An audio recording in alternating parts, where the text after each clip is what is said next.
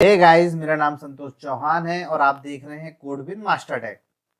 इस वीडियो में हम बात करने जा रहे हैं HTML के 100 मोस्ट इम्पोर्टेंट क्वेश्चंस की।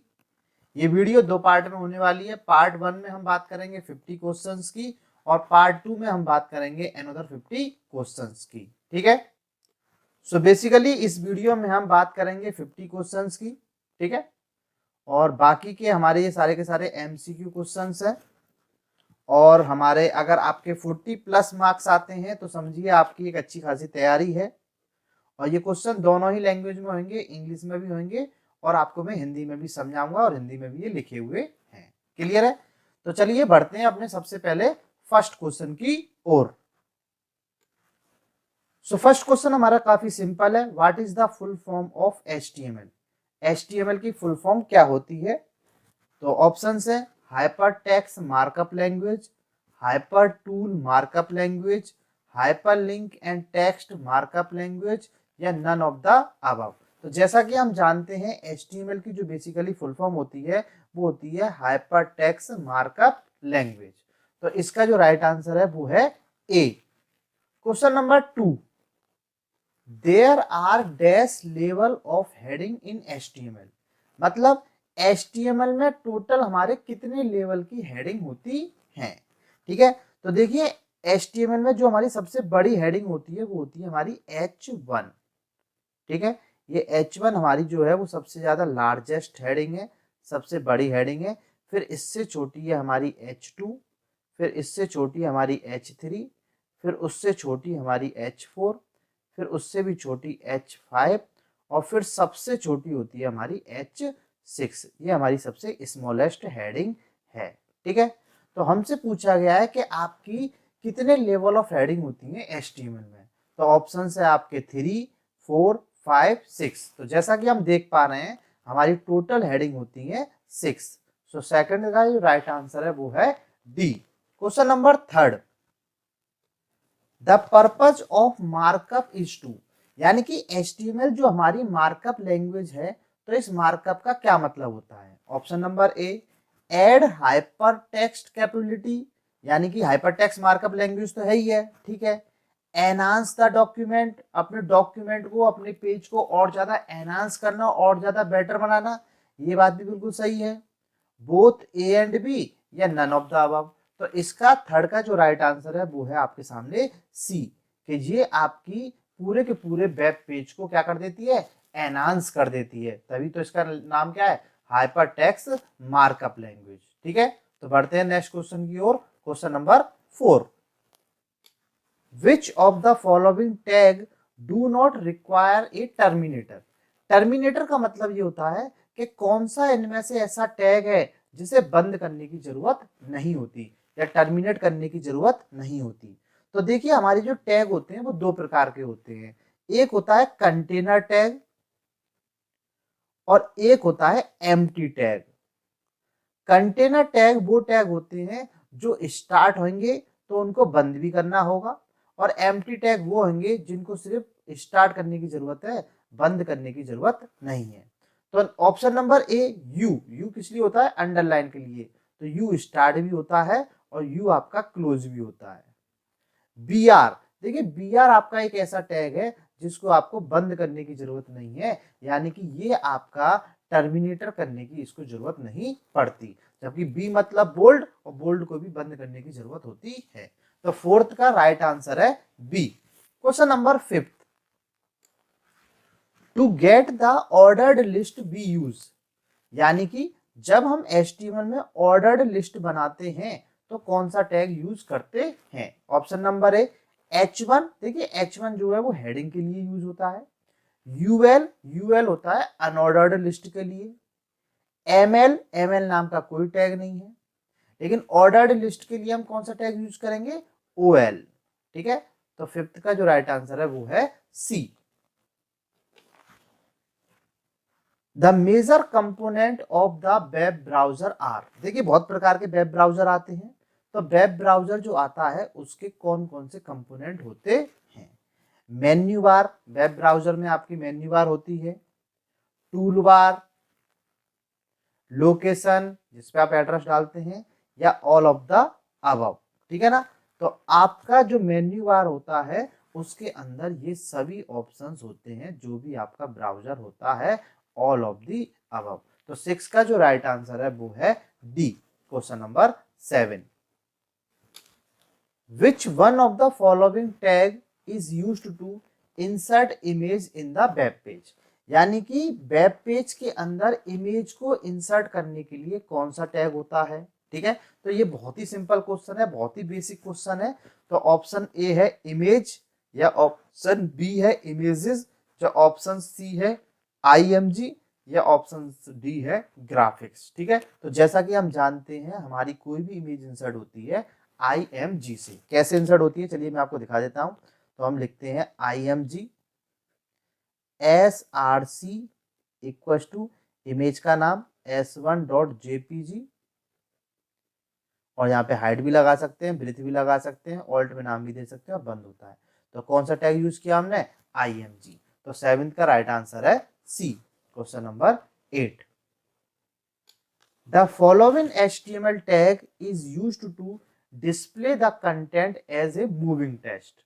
ठीक है, ये मैं अपनी कोचिंग में भी बताता हूं कि वो कौन सा टैग होता है जिसमें हम किसी भी टेक्स्ट को क्या करते हैं, मूव कराते हैं। ठीक है ना, यानी कि मान के चलिए यहाँ पर कोई हेडिंग है, वो इस तरीके से इधर से आती जा रही है, मूव होती जा रही है, तो उसके लिए आप कौन सा टैग यूज करते हैं। Option number A marquee, option number B IMG, option number C AHREF, या option number D none of the above. तो देखिए इसका बहुत ही सिंपल सा आंसर है, इसका आंसर है मार्क्यू। ठीक है, अगर आप चाहते हैं कि ये चीज मूव हो तो आपको यहाँ पे मार्क्यू लगा देना है, यहाँ पे मार्क्यू बंद कर देना है। ठीक है, तो 8th का राइट आंसर है ए। बढ़ते हैं नेक्स्ट क्वेश्चन की ओर, question number 9। HTML comment should be enclosed between. मतलब देखिए आपने HTML में कमेंट पढ़ी होगी, ठीक है ना। कमेंट से क्या होता है कि हम किसी भी कोडिंग को क्या कर सकते हैं, हम हाइड कर सकते हैं। तो कमेंट कैसे लगती है, तो पहला ऑप्शन है आपका ये, यहाँ पर एक हाइफन है, यहाँ पे 2 हाइफन है, ये ब्रैकेट बंद है, तो ये आपका बिल्कुल गलत है। यहाँ पर आपका क्वेश्चन मार्क ये इस तरीके से, एंड ये एक्सक्लेमेटरी साइन, ये भी गलत है, और आपका ये भी गलत है, क्योंकि इनका राइट आंसर है आपका डी। क्योंकि मैं आपको बता देता हूँ कमेंट कैसे लगाते हैं। हमारा एंगुलर ब्रैकेट, फिर हमारा ये साइन, फिर हमारे 2 हाइफन चलते हैं, फिर यहाँ पर आपकी जो भी कोडिंग है वो कोडिंग लिखी जाती है, और फिर यहाँ पर 2 हाइफन के बाद ये बंद किया जाता है। अब बहुत सारे स्टूडेंट कहेंगे नहीं सर ए आंसर सही है। देखिए ए आंसर सही नहीं है, क्यों, क्योंकि ए इसलिए सही नहीं है क्योंकि यहाँ पर आपके पास क्या नहीं है, यहाँ पे आपके पास एक हाइफन है, जबकि 2 हाइफन आपके होते हैं। तो 9th का राइट आंसर है आपका D. Question number 10। Dash tag is used before beginning of the paragraph text. ठीक है, यानी कि जब हम HTML के अंदर पैराग्राफ टैग यूज करते हैं तो हम कौन सा टैग यूज करते हैं पैराग्राफ के लिए। ठीक है, बहुत ही सिंपल क्वेश्चन है। क्या आप टेक्स्ट एरिया यूज करते हैं, टेक्स्ट एरिया यूज होता है फॉर्म में। क्या आप SUP सुपरस्क्रिप्ट यूज करते हैं, क्या आप H1 हेडिंग यूज करते हैं, नहीं, हम यूज करते हैं सिंपल पैराग्राफ। तो हमारा इसका आंसर है C. Question number 11। HTML document have a extension. देखिए एक्सटेंशन का मतलब है कि जब HTML की फाइल को हम सेव करते हैं तो किस एक्सटेंशन से सेव करते हैं। ठीक है, .htx और htx ये तो बिल्कुल गलत है। .hmt और HMTL ये भी गलत है। नन ऑफ अप हो नहीं सकता, क्योंकि इसका आंसर है .htm। देखिए बहुत सारे स्टूडेंट हैं, जब आप फाइल सेव करते हैं तो जैसे कि आपकी फाइल का नाम है राम .html, ऐसे भी सेव कर सकते हैं, वरना आप सेव कर सकते हैं राम .htm, ये भी सही है, ये दोनों ही सही है। तो 11th का राइट आंसर है आपके सामने बी। ठीक है, चलिए बढ़ते हैं नेक्स्ट क्वेश्चन की ओर, question number 12। The dash element can be used to identify your HTML file to the outside world। देखिए जब आपकी जो HTML की फाइल होती है उसको आइडेंटिफाई करने के लिए आप क्या लगाते हैं। ठीक है, तो जैसा कि आप जानते हैं, आप सबसे पहले उसमें क्या लगाते हैं, एक टाइटल। तो टाइटल से ये पता लगता है कि आपका कौन सा पेज है, आप किस पेज पे काम कर रहे हैं। बॉडी बहुत बाद में आती है, हेड भी बाद में आता है। तो हेड के अंदर लगता है आपका टाइटल। तो किसी भी पेज को हम कैसे आइडेंटिफाई कर सकते हैं, आउटसाइड दुनिया, बाहर की दुनिया में पहचानने के लिए, क्यों, हम उसमें यूज करेंगे टाइटल। तो 12th का राइट आंसर है आपके सामने ए। क्लियर। चलिए बढ़ते हैं नेक्स्ट क्वेश्चन की ओर। Question number 13, which of the following is true, निम्नलिखित में से कौन सा कथन सत्य है। ठीक है, चलिए बढ़ते हैं। सबसे पहला देखते हैं। In table header cell are centered by default and data cell are right alignment. यानी कि जब आप कोई टेबल बनाते हो और उसमें टीएच यूज करते हो तो वो सेंटर में आता है। जैसे कि मान के चलो यहाँ पे लिख दिया मैंने ए, ये बात बिल्कुल सही है। और जब हम डेटा सेल, जब हम रो बनाते हैं या कॉलम बनाते हैं, दूसरी रो बनाते हैं, तो वो राइट में आता है बी। नहीं, वो राइट में नहीं आता, वो लेफ्ट में आता है। ठीक है, तो वो आता है आपका लेफ्ट में। तो ये वाला स्टेटमेंट, डेटा सेल जो होती है वो राइट में नहीं आता, ये बात आपकी गलत है। तो ये गलत है, तो पहला आपका गलत हो गया। Second, in the case of character formatting the tag TW is used for typewriter like text. आप टाइपराइटर की राइटिंग करने के लिए TW नाम का टैग यूज करते हैं। देखिए, मैंने तो आज तक पढ़ा नहीं है, कोई टैग नहीं होता TW का। आप मुझे कमेंट सेशन में बता सकते हो, तो ये भी गलत है। अनऑर्डर्ड लिस्ट स्टार्ट होती है UL से और वो एंड होती है UL से।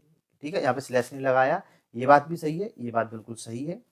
और super R tag is use for superlative text. देखिए, ये भी बिल्कुल गलत है, क्योंकि सिर्फ हम सुपर टैग यूज करते हैं SUP, ना कि आर। तो ये बात भी गलत है। तो 13 का जो राइट आंसर है वो है सी। क्लियर बच्चों। चलिए बढ़ते हैं नेक्स्ट क्वेश्चन की ओर। Question number 14, BR tag is used to have a blank line. ठीक है, BR टैग का मतलब होता है एक ब्लैंक लाइन ले आना। देखिए, यहाँ भी एक, अगर मैं बात करूं तो यहाँ भी एक BR लग रहा होगा, तभी मतलब ये तो खैर आपकी प्रेजेंटेशन में बनी हुई है, लेकिन ये दो लाइन BR की हो सकती हैं। तो BR टैग जो होता है वो ब्लैंक लाइन के लिए होता है, बिल्कुल सही बात है। In table the header cell is centered by default and data cell are right alignment. ये मैंने पिछले ही क्वेश्चन में रॉन्ग कर दिया है। TR से हम क्रिएट करते हैं डेटा सेल, नहीं, हम TR से क्रिएट करते हैं डेटा रो। इनपुट टैग जो होता है उसे must have at least 4 attribute. Input tag के अंदर आप 4 एट्रीब्यूट एटलीस्ट लगाओगे ही लगाओगे। देखिए, ये भी कुछ फिक्स नहीं है। ठीक है, तो इसका जो राइट आंसर है वो है ए, कि BR टैग जो होता है उसका मतलब होता है ब्लैंक लाइन, एक खाली स्पेस। ठीक है, चलिए बढ़ते हैं question number 15। The symbol that identify that href attributes as the name of a name anchor rather than an address or file name is। ठीक है, देखिए ये क्वेश्चन बहुत ही इंपॉर्टेंट है, जरा ध्यान से देखना। यानी कि वो ये कह रहे हैं कि मान के चलो आपने कोई लिंक लगाई है। ठीक है, तो जैसे कि मैंने यहाँ पे लिंक लगाई है होम नाम का कोई पेज है, और यहाँ पे लिंक लगाई है मैंने AHREF इक्वल टू, यहाँ पे होम का नाम दे दिया home.html। ठीक है, और ये मैंने ए यहाँ पर बंद कर दिया। ठीक है, तो वो ये कह रहे हैं कि आप अगर यहाँ पे जो अगर अगर आपका कोई अबाउट का पेज है, लेकिन अभी वो आपने नहीं बनाया है, ठीक है, या फिर आप उसको किस तरीके से यूज कर सकते हैं। तो देखिए, जब हमारे पास कोई पेज अभी नहीं बना है लेकिन हमें उसकी लिंक लगानी है, क्योंकि भविष्य में हम उसे बना सकते हैं, तो वहां पर जो सिंबल हम यूज करते हैं वो यूज करते हैं AHREF, और ब्रैकेट में हम यूज करते हैं हैश। ठीक है, और यहाँ पर ए को हम बंद कर देते हैं। ये हैश सिंबल क्यों यूज करते हैं, ताकि जब इस पर कोई क्लिक करे तो वो कहीं भी किसी और पेज पर ना पहुंचे, और अगर वो पेज पर इसलिए ना पहुंचे क्योंकि वो पेज बना ही नहीं है अभी। तो यहाँ पर आपका जो राइट आंसर है 15 का वो है सी। ठीक है, चलिए बढ़ते हैं नेक्स्ट क्वेश्चन की ओर। Question number 16, HTML is the method where ordinary text can be converted into। देखिए HTML एक ऐसी लैंग्वेज है जिसमें हम किसी भी ऑर्डिनरी टेक्स्ट को नॉर्मल टेक्स्ट को किस में कन्वर्ट करते हैं। तो देखिए ये तो इसके नाम में छुपा हुआ है, हाइपर टेक्स्ट मार्कअप लैंग्वेज। तो एस्काई कोड में नहीं, EBCDIC टेक्स्ट में नहीं, हाइपर टेक्स्ट में यस, नन ऑफ दीज इसका आंसर हो नहीं सकता। तो 16 का जो राइट आंसर है वो है सी। क्लियर। चलिए बैठते हैं नेक्स्ट क्वेश्चन की ओर। Question number 17। The tag to give visual division between section of the page and which cause the browser to draw an embossed line is। यानी कि जब आपका कोई पेज है और उस पेज में आपने कोई टेक्स्ट लिखा हुआ है, यहाँ पे कोई टेक्स्ट लिखा हुआ है और आपको एक उभरी हुई लाइन लेनी है, तो इस चीज को हम क्या बोलते हैं? HL, UR, HR या नन ऑफ दीज। तो देखिए इसको हम बोलते हैं हॉरिजॉन्टल रूल, जिसका मतलब होता है HR। तो 17 का राइट आंसर है B. Question number 18। In HTML, dash tag contain the information about the current document such as title। यानी कि सीधी सीधी वाली बात है कि जो टाइटल होता है वो उसकी इंफॉर्मेशन किस टैग में रखी जाती है। बॉडी के अंदर, क्या बॉडी के अंदर टाइटल लगता है? नहीं लगता। क्या TD के अंदर टाइटल लगता है? नहीं लगता। क्या हेड के अंदर टाइटल लगता है? हाँ लगता है। None of the above. तो इसका आंसर है आपका ए, क्योंकि जब आप यूज करते हैं, कैसे यूज करते हैं? HTML, फिर आपका आता है हेड, हेड के अंदर कोई टाइटल, फिर टाइटल क्लोज, फिर हेड क्लोज। ठीक है, तो हेड के अंदर क्या है आपका? टाइटल। ठीक है, तो 18 का राइट आंसर है C. Question number 19। The component of multimedia are. देखिए जो मल्टीमीडिया होता है, मल्टीमीडिया नाम से ही समझ में आ रहा है बहुत सारे मीडियाओं का कॉम्बिनेशन। ठीक है, मल्टीमीडिया, मल्टी का मतलब क्या होता है? बहुत सारे। बहुत सारे में क्या क्या आ सकते हैं? टेक्स्ट आ सकता है, पिक्चर आ सकती है, वीडियो आ सकता है, साउंड आ सकता है, हवाई आ सकता है। ठीक है, टेक्स्ट, पिक्चर, एनिमेशन आ सकते हैं। ठीक है, ये भी आ सकता है। क्या आपका मल्टीमीडिया में text, picture, video, animation, sound, ये मुझे ज्यादा अच्छा लग रहा है। तो 19 का राइट आंसर है सी। मल्टीमीडिया का मतलब ऐसा कॉम्बिनेशन जिसके अंदर सभी मीडिया आ सकते हैं। तो 19 का राइट आंसर है C. Question number 20। The domain for India is. यानी कि जब हम किसी कोई भी डोमेन खरीदते हैं, जैसे कि www डॉट, मान के चलो कोई भी वेबसाइट है, ठीक है, कोई भी वेबसाइट ले लीजिए, .in। ठीक है, तो gov.in कोई गवर्नमेंट की वेबसाइट है, तो gov.in। तो gov का मतलब है ये गवर्नमेंट की वेबसाइट है, इन का मतलब ये इंडिया की वेबसाइट है।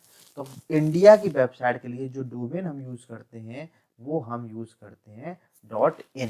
ठीक है, तो 20 का राइट आंसर है C. Question number 21। What is the correct syntax of doc type in HTML? देखिए जो हमारा HTML5 जो है वो आज की डेट में इसका करंट वर्जन है। ठीक है, CSS का जो वर्जन चल रहा है वो 3 चल रहा है और HTML का जो वर्जन चल रहा है वो चल रहा है 5। तो जब हम HTML5 में डॉक टाइप लिखते हैं जो कि हमारे पेज की सबसे पहली लाइन होती है, तो डॉक टाइप हम किस प्रकार से लिखते हैं? क्या हम डॉक टाइप इस प्रकार से लिखते हैं? क्या हम डॉक टाइप इस प्रकार से लिखते हैं? क्या हम डॉक टाइप इस प्रकार से लिखते हैं? या हम डॉक टाइप इस प्रकार से लिखते हैं? तो देखिए फर्स्ट के तीनों गलत हैं। हम जो डॉक टाइप जो लिखते हैं वो इस प्रकार से लिखते हैं, जिससे ये इंडिकेट होता है कि हम HTML5 पर काम कर रहे हैं। ये पेज में सबसे पहली लाइन होती है। यानी कि आपने ज्यादातर HTML लिखा देखा होगा, आप अपने पेज की शुरुआत HTML से करते हैं, लेकिन आपको सबसे पहले डॉक टाइप लगाना चाहिए और उसे बताना चाहिए कि हम HTML5 पे काम कर रहे हैं, फिर आप इसकी शुरुआत कर सकते हैं। तो 21 का राइट आंसर है डी। चलिए बढ़ते हैं नेक्स्ट क्वेश्चन की ओर। 22। Which of the following is used to read an HTML page and render it? मतलब HTML को पढ़ने और उसे प्रस्तुत करने के लिए निम्नलिखित में से किसका उपयोग किया जाता है?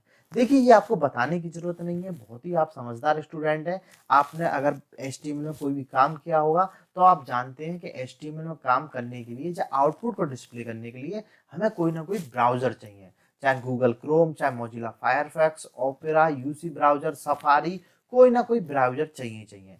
तो हम web server, web network, web browser पे मैं टिक करूंगा क्योंकि इसका राइट आंसर है सी। बढ़ते हैं नेक्स्ट क्वेश्चन की ओर। Question number 23।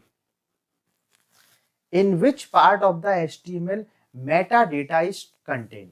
देखिए, मेटा भी बहुत इंपॉर्टेंट है। जब आप किसी भी वेबसाइट का SEO करते हैं, सर्च इंजन ऑप्टिमाइजेशन, तो आपकी वेबसाइट में मेटा टैग होना जरूरी है।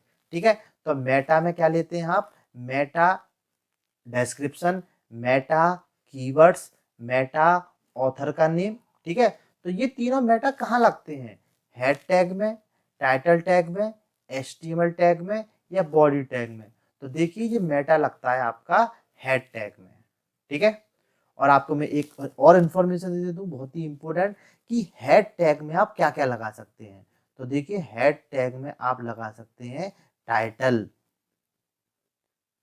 आप लगा सकते हैं मेटा, आप CSS के लिए स्टाइल यूज करते हैं, आप जावास्क्रिप्ट के लिए स्क्रिप्ट यूज करते हैं।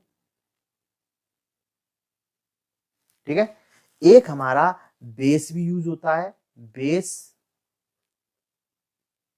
ठीक है, जब बहुत सारी इमेज अलग अलग लोकेशन पर होती हैं तो हम बेस यूज करते हैं, और एक एक्सटर्नल CSS के लिए हम यूज करते हैं लिंक। ठीक है, तो ये मैंने आपको क्यों बताया? मैं आपको ये बताना चाहता हूं कि हेड टैग के अंदर हम टोटल 6 टैग और लगा सकते हैं: title, meta, style, script, base, link. ठीक है, बढ़ते हैं नेक्स्ट क्वेश्चन की ओर। Question number 24। Which element is used to get highlighted text in HTML? देखिए, अगर आपको कोई भी टेक्स्ट हाईलाइट करना है, जब आप नेट पर जाते हैं तो आपने ये देखा होगा कि कुछ कुछ वर्ड आपको वो येलो कलर में हाईलाइट हो रखे हैं पीछे बैकग्राउंड में, बाकी सब नॉर्मल है। तो जो हाईलाइट होते हैं वो आप HTML में कर सकते हैं। किस टैग की मदद से करते हैं, चलिए देखते हैं। देखिए, यू से तो हो नहीं सकता, यू से होती है अंडरलाइन, बी से हो नहीं सकता, बी से होता है बोल्ड, हाईलाइट नाम का कोई टैग नहीं है, तो आपका एक ही टैग बचा जिसका नाम है मार्क। तो 24 का राइट आंसर है B. Question number 25। Which of the following is not a HTML5 tag? देखिए, HTML5 हमारा लेटेस्ट वर्जन है, ये मैं आपको बता चुका हूं। तो इनमें से कौन सा HTML5 का टैग नहीं है? ठीक है, देखिए, वीडियो, बिल्कुल वीडियो लगाने के लिए वीडियो टैग होता है, और वीडियो के अंदर जब वीडियो लगती है तो वो लगती है प्रॉपर सोर्स से। ठीक है, ट्रैक नाम का भी टैग होता है, स्लाइडर नाम का कोई भी टैग नहीं होता क्योंकि स्लाइडर लगता है सेक्शन के अंदर। तो 25 का जो राइट आंसर है वो है सी। सो गाइस, अगर आप ओ लेवल की प्रिपरेशन कर रहे हैं और आपका वेब डिजाइनिंग का एग्जाम पेपर है, तो आप मेरे से टोटल 700 MCQ खरीद सकते हैं। ये बहुत ही इंपॉर्टेंट MCQ है, मोस्टली पेपर आपका इन्हीं MCQ में से आएगा। तो ये आपके दोनों ही हिंदी प्लस इंग्लिश लैंग्वेज में होंगे, और सिर्फ कितने रुपए में? 249 रुपए में आप मेरे से ये क्वेश्चन परचेज कर सकते हैं। ये मेरा व्हाट्सअप नंबर है और ये मेरा आपका कॉलिंग नंबर है। ठीक है, चलिए बढ़ते हैं नेक्स्ट क्वेश्चन की ओर। Question number 26। Which of the following is not the element associated with the HTML table layout? ठीक है, यानी कि जो हमारी HTML की टेबल होती है, तो इनमें से वो कौन सा एलिमेंट नहीं है जिसको हम यूज कर नहीं करते। ठीक है, तो हम टेबल में अलाइनमेंट यूज करते हैं, हाँ बिल्कुल यूज करते हैं। आप टेबल को लेफ्ट, राइट, सेंटर, आप उसको कहीं भी, आप टेबल को कहीं भी ले जा सकते हैं। तो हम अलाइनमेंट यूज करते हैं, हाँ हम अलाइनमेंट यूज करते हैं। कलर बिल्कुल यूज करते हैं। साइज, हाँ बिल्कुल, हाइट ब्रेथ यूज करते हैं। स्पैनिंग, देखिए स्पैनिंग कुछ नहीं होता। ठीक है, तो टेबल में ऐसा कोई भी एलिमेंट नहीं है स्पैनिंग नाम का। तो 26 का जो राइट आंसर है वो है D. Clear? Question number 27। Which element is used for styling HTML5 layout. देखिए बहुत ही सिंपल क्वेश्चन है और हिंदी में पढ़ देता हूँ। HTML5 लेआउट के लिए या स्टाइल करने के लिए कौन सा तत्व उपयोग किया जाता है? तो HTML को बेटर बनाने के लिए क्या यूज करते हैं हम? CSS, jQuery, जावास्क्रिप्ट और PHP।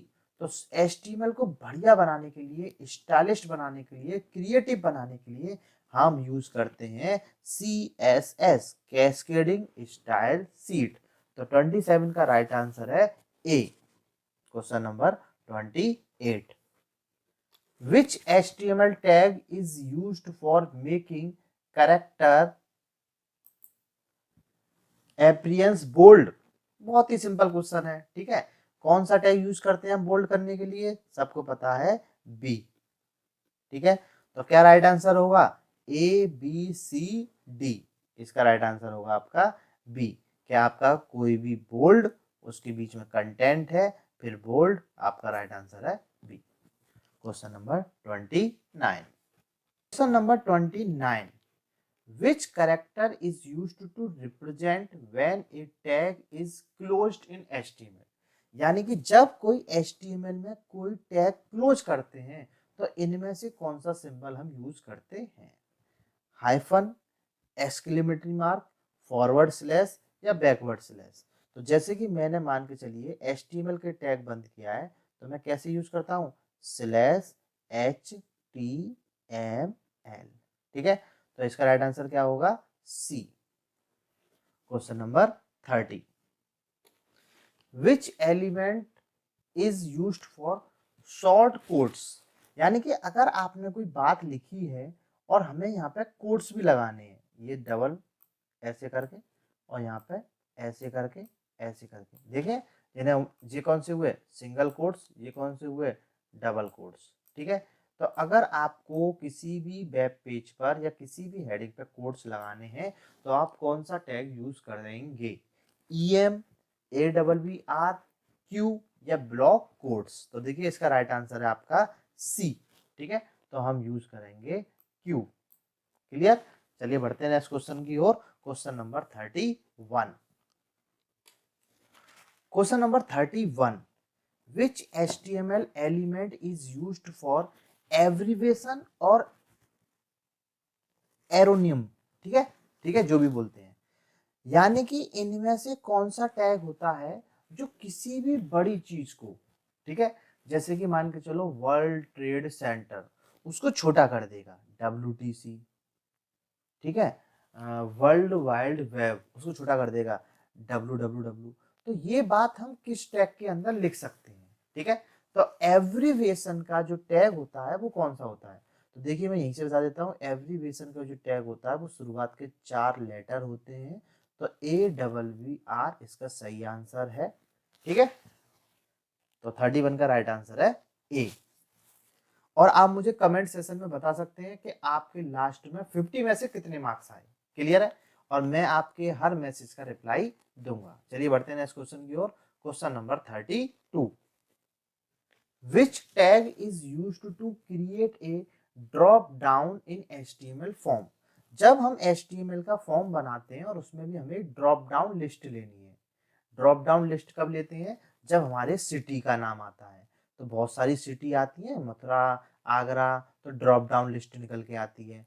जब हमारा स्टेट की बात आती है, जब हमारे स्टेट यूपी, बिहार, राजस्थान, मध्य प्रदेश, ये सब हमारे स्टेट निकलते आते हैं, तो उसको हम बोलते हैं ड्रॉप डाउन। ठीक है, तो ड्रॉप डाउन किस टैग से बनती है?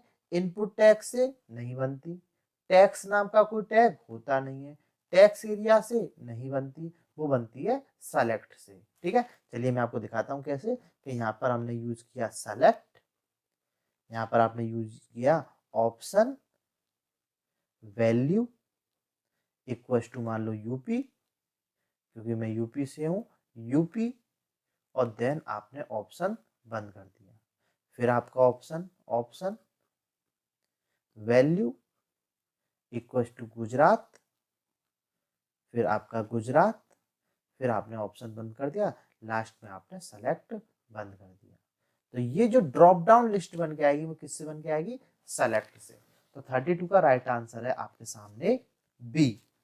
Question number 33, how to create a check box in HTML form. ठीक है, देखिए आपने चेक बॉक्स देखे होंगे, छोटे छोटे से बॉक्स आते हैं, इनको बोलते हैं चेक बॉक्स। ठीक है, ये मल्टीपल सेलेक्ट करने के लिए होते हैं। मान के चलो हमें टीवी भी देखना पसंद है और हमें गेम्स भी खेलना पसंद है, ठीक है, लेकिन हमें बुक पसंद नहीं है तो हम उस पर चेक नहीं लगाएंगे, तो जो चेक बॉक्स होता है। ठीक है, तो चेक बॉक्स कैसे बनता है, इनपुट टाइप टेक्स्ट से नहीं बन सकता, इससे बनता है हमारा टेक्स्ट एरिया ऐसे। इनपुट टाइप टेक्स्ट एरिया ऐसा कुछ होता नहीं है। इनपुट टाइप चेक बॉक्स, हाँ इससे चेक बॉक्स बन जाएगा। इनपुट टाइप बटन, हाँ इससे बटन बन जाएगा कोई भी, मान लो आपने बना दी सेंड की, तो वो हमसे पूछ रहा था चेक बॉक्स किससे बनेगा, इनपुट टाइप चेक बॉक्स। और एक और बता देता हूँ, बहुत सारे स्टूडेंट क्या गलती करते हैं, चेक बॉक्स में बीच में स्पेस दे देते हैं, नहीं, चेक बॉक्स सिंगल वर्ड है, एक साथ आएगा। क्लियर, चलिए बढ़ते हैं नेक्स्ट क्वेश्चन की ओर। Question number 34, which HTML tag is used to convert the plain text into italic text। देखिए बहुत ही सिंपल है, इटैलिक फॉर्मेट, सॉरी, यानी कि वो कौन सा टैग होता है जो आपके नॉर्मल टैग को किस में कर देगा, इटैलिक में। तो मेरा जैसे कि हमने कही I code with master tag, I close. ठीक है, तो इटैलिक किससे होता है, आई से, बी से बोल्ड, पी से पैराग्राफ, ए से लिंक और आई से italic. Question number 35, which attribute is not essential under iframe। जब हम iframe का यूज करते हैं किसी वेब पेज को अपने वेब पेज में लगाने के लिए, जैसे कि हमने कोई बाव स्लाइडर से स्लाइडर बनाया, उसे अपने वेब पेज में लगाना चाहते हैं, तो जब हम iframe का यूज करते हैं तो इनमें से किस एट्रीब्यूट की हमें जरूरत नहीं पड़ती। देखिए iframe की हम ब्रेथ लगा सकते हैं, बिल्कुल लग सकती है, हाइट लगेगी, हाँ लगेगी, सोर्स लगेगा तभी तो लिंक कहीं से कॉपी करके लाएंगे, फ्रेम बॉर्डर नहीं लगेगा, तो किस एट्रीब्यूट की जरूरत नहीं होती है, तो 35 का जो राइट आंसर है वो है ए, फ्रेम बॉर्डर की हमें जरूरत नहीं होती है। Question number 36, which tag is used to underline the text in HTML। यानी कि HTML के अंदर अंडरलाइन करने के लिए कौन सा टैग यूज करते हैं। बहुत ही सिंपल आंसर है, आप बता देंगे तो इसका जो राइट आंसर है वो है बी, हम यूएल टैग को यूज करते हैं, सॉरी हम यू टैग को यूज करते हैं अंडरलाइन से लिए। वो मैंने नीचे देख लिया यूएल, यूएल का मतलब है अनऑर्डर्ड लिस्ट, आई का मतलब है इटैलिक, पी का मतलब है पैराग्राफ और यू का मतलब है अंडरलाइन। तो 36 का जो राइट आंसर है वो है B. Question number 37, which attribute specify a unique alphanumeric identity to be associated with an element। देखिए यूनिक का बात आई है, यानी कि मान के चलो हमारा कोई H1 है, उस H1 में हम कलर देना चाहते हैं, लेकिन मैं ये चाहता हूं कि जितने भी H1 लग रहे हैं सबको कलर नहीं जाए, यूनिकली सिर्फ इसको जाए, तो इस एक H1 में हम लगाएंगे एक आईडी, आईडी इक्वल टू नाम कुछ भी ले लिया R1। ठीक है, और इस आईडी की जो R1 है इसको हमने यहाँ पे कह दिया R1 और उसमें कलर हो जाए ब्लू। ठीक है, अब ये आईडी का जो सिंबल होता है वो होता है हैश।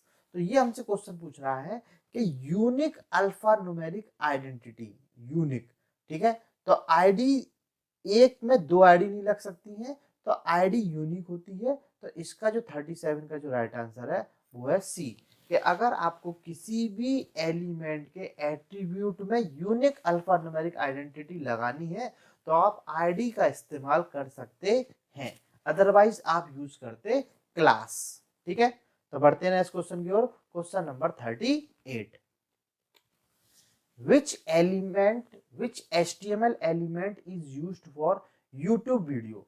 देखिए अगर आपको YouTube की वीडियो अपने वेब पेज में लगानी है कि डायरेक्ट वो YouTube से लिंक हो, डायरेक्ट वो चले, आपको डाउनलोड करने की जरूरत ना पड़े, तो YouTube के लिए आपको वीडियो लगाने के लिए कौन से टैग की आपको जरूरत पड़ेगी, SAMP, सैम्प, स्मॉल, फ्रेम या आई फ्रेम। तो हमें जरूरत पड़ेगी आई फ्रेम की। ठीक है, तो 38 का राइट आंसर है D, question number 39। Each cell of the table can be represented by using, ठीक है। तो देखिए यानी कि टेबल में हमारी ये सेल है छोटी छोटी, ठीक है। तो ये किससे रिप्रेजेंट होती है, तो देखिए आपकी सबसे पहले तो बनती है एक टी आर और फिर उसके बाद लगती है आपकी टी डी, ठीक है। तो टी डी, फिर टी डी, फिर टी डी, फिर टी डी, फिर टी आर बंद। तो ये चार सेल किससे बनी, ये चार टी डी से बनी, ठीक है। किसके अंदर बनी, टी आर के अंदर। तो हम यूज करते हैं टेबल के अंदर सेल बनाने के लिए टी डी। तो 39 का जो राइट आंसर है वो है B, question number 40। For heading we can use, देखिए हेडिंग के लिए तो H1 H2 यूज करते हैं, लेकिन यहाँ पर हमें ऑप्शन देख के भी आंसर बताने हैं।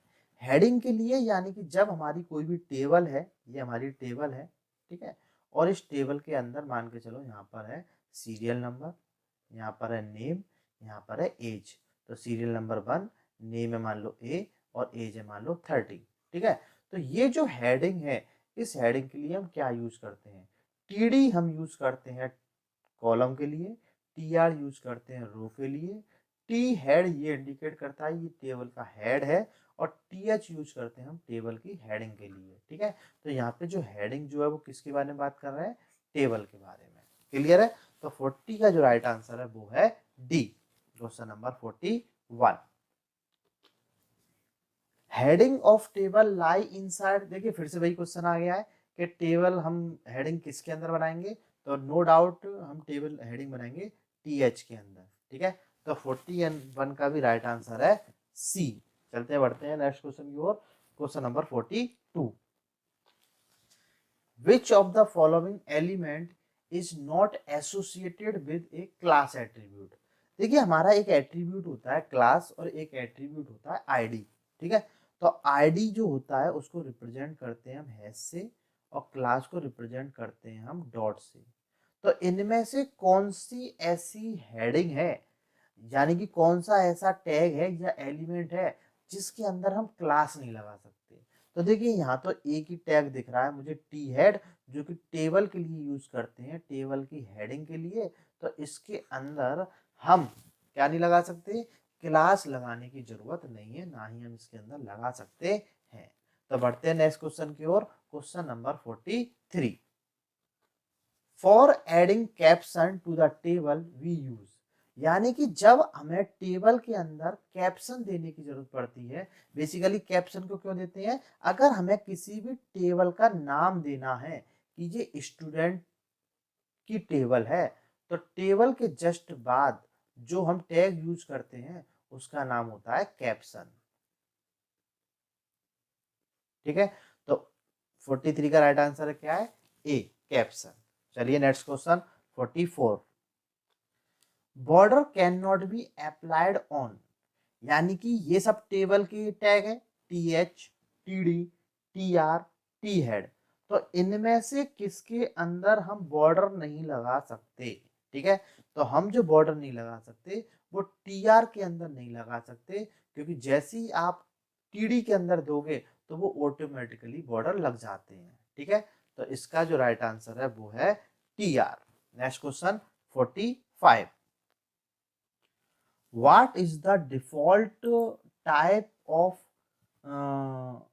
type attribute of input tag, यानी कि जब आपका इनपुट यूज करते हैं तो इनमें से आप जो टाइप के साथ डिफॉल्ट क्या लगता है, वरना उसके बिना कुछ बनेगा ही नहीं। तो देखिए हम क्या यूज करते हैं, इनपुट